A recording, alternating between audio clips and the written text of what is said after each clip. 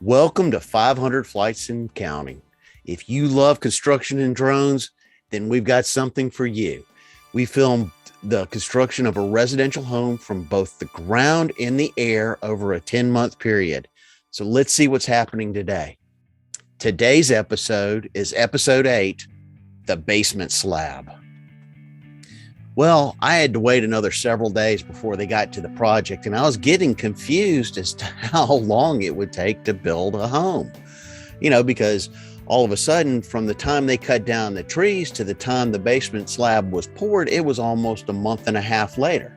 So I was really going, hey, this is going to take forever.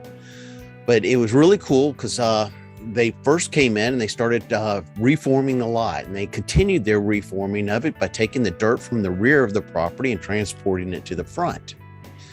And I was able to use that combined with my ground-based photography and videography to start, putting the story together.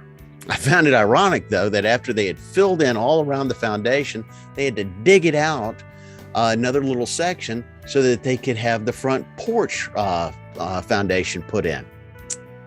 Kind of crazy.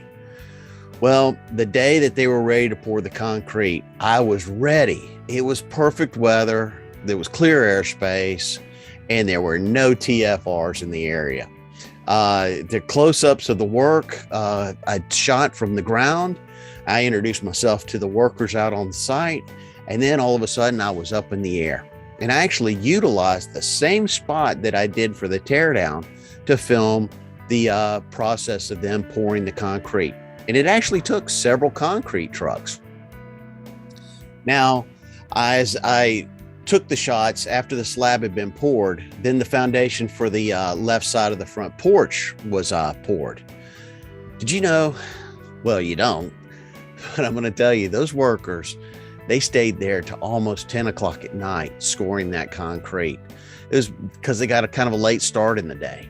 So this project has taken some time and has started to move, but it's been well worth it up to this point.